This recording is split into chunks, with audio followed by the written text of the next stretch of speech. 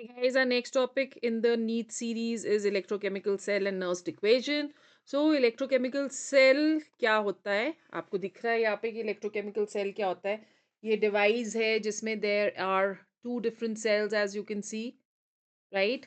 इनको हम लोग half cells बुलाते हैं. Negatively charged is the anode, positively charged is the cathode, and there's a voltmeter.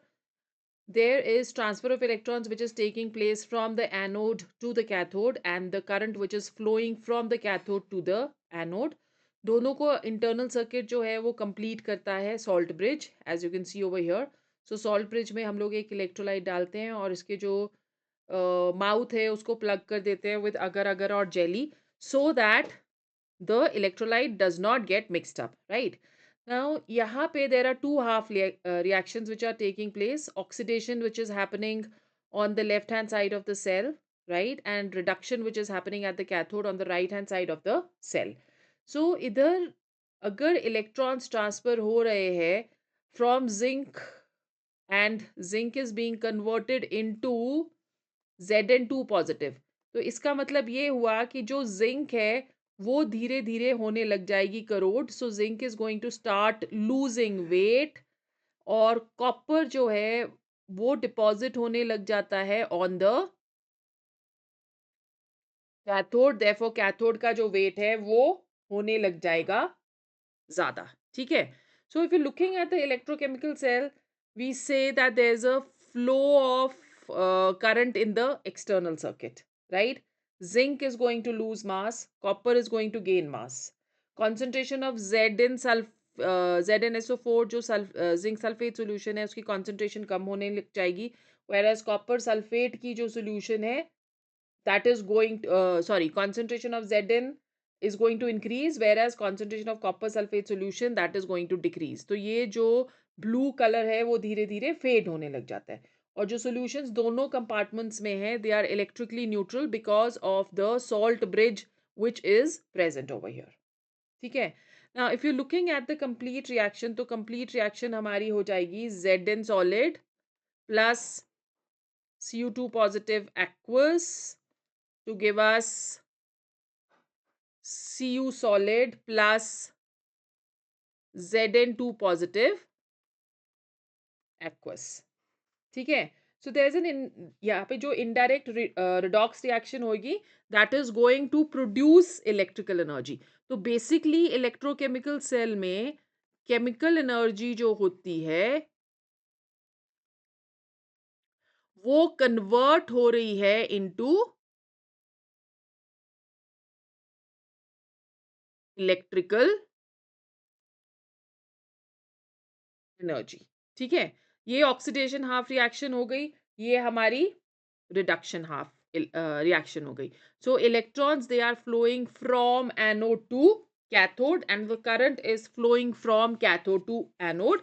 This is what an electrochemical cell is.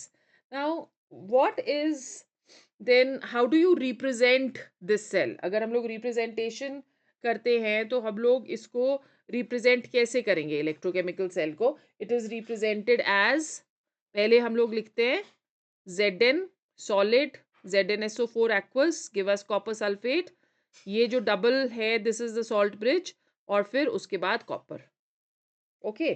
Then इसमें what do we understand by electrode and cell potentials and what is Nernst equation?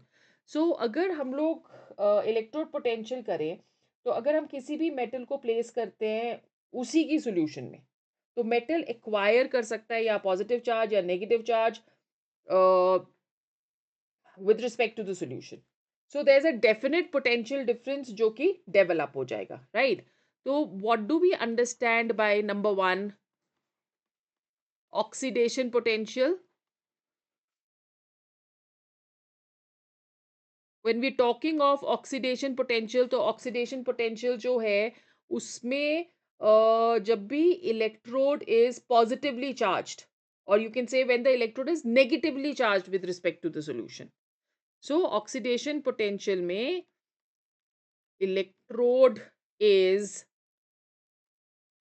negatively charged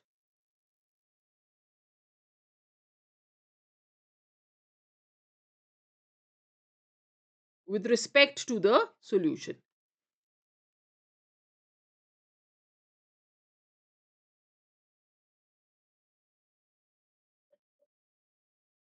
ठीक है, तो यहाँ पे it is going to the electrode is going to behave as an anode or act as an anode, or oxidation is going to occur. So m minus 1 electron to give us, या n electrons to give us mn positive. ठीक है, second हमारे पास आ जाता है reduction potential.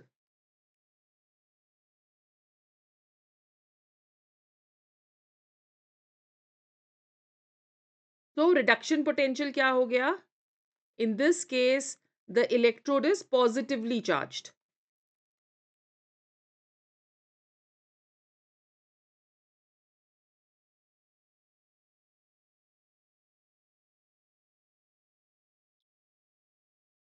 with respect to the solution. तो मतलब यहाँ पे electrode is going to behave as a cathode, और जो रिएक्शन हो रही है that is going to be reduction, and electrons to give us m. Okay, so this is what oxidation and reduction potential is.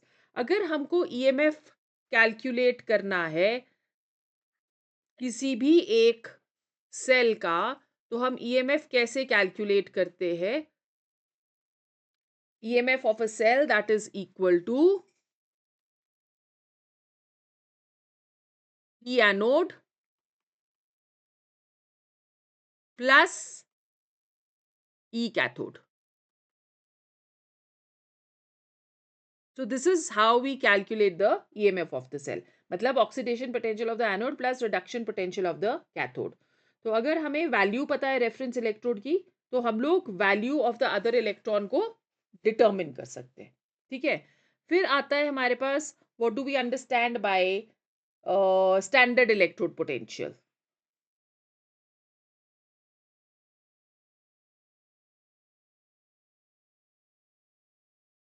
Standard electrode potential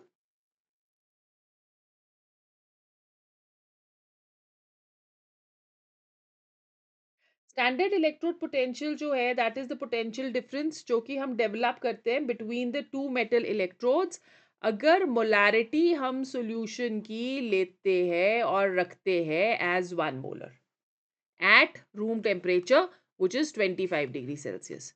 और reference electrode हम कौन सा लेते हैं? The reference electrode which we take that is standard hydrogen electrode which is SHE. ठीक है, so that is how, that is इसमें she can behave as a cathode, it can also behave as an anode, right?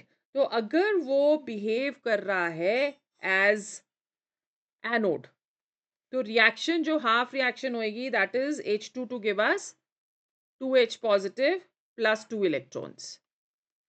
तो यहाँ पे the electrode potential will be 0.0 volts, and this is the half reaction of standard hydrogen electrode at the anode. और फिर अगर हम लोग ले रहे हैं opposite reaction इसका 2H positive plus 2 electrons to give us H2. So this is again 0.0 volt, and this is going to be the cathode. ठीक है, आई hope you understood till here. अब जब भी हम लोग नर्स्ट इक्वेशन की बात करें, या हम लोग पोटेंशियल ऑफ सिंगल इलेक्ट्रोड ले रहे हैं, now potential of single electrode में जब भी हम लोग नर्स्ट इक्वेशन की बात करते हैं, तो नर्स्ट इक्वेशन क्या देता है? इलेक्ट्रोड पोटेंशियल और जो ईएम ऑफ द सेल है वो डिपेंड करता है upon the nature of the electrode. It will also depend upon the temperature, and it will also depend upon the concentrations of the ions in solution. ठीक है, now अगर suppose हम लोग ले रहे हैं यहाँ पे एक equation which is m1a plus M2B, which is giving us N1X plus N2Y. ठीक है, तो this is the equation which is occurring in a cell. So delta G की वैल्यू क्या हो जाएगी? That will be equal to delta G naught plus 2.303 RT log of the activities of or the concentration of the product upon the reactants. ठीक है, so A x raised to power n1 into ay raised to power n2 upon activity of the reactants. So a raised to power m1 into ab raised to power n2. ठीक है, m2. So this is what delta G is. Okay, अब delta G naught जो हमने लिया है that is the free energy change for a reaction, जबकि various reactants and products they are present in standard conditions. Now we already know कि delta G की value क्या होती है इलेक्ट्रिकल वर्क की. उसको हम लोग कैलकुलेट कर सकते हैं as minus N F E naught cell, right. अब अगर हम यहाँ पे डेल्टा जी की वैल्यू को सब्स्टिट्यूट कर देते हैं तो हमारे पास इक्वेशन क्या आ जाएगी? E cell that is equal to E naught cell minus 2.303 RT upon NF log of activities of the products AXN1 into AYN2 upon AAM1 into ABM2. This is known as the Nernst equation.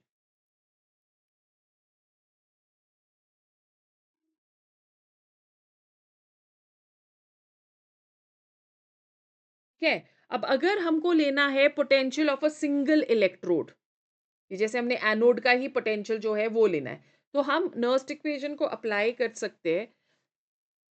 अगर हम एक equation ले ले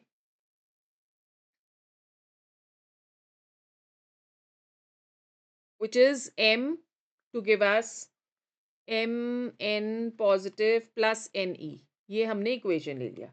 सो applying the Nernst equation हमारे पास आ जाएगा E oxidation that is equal to E standard oxidation minus 0.0591 upon n log of concentration of Mn positive upon concentration of M.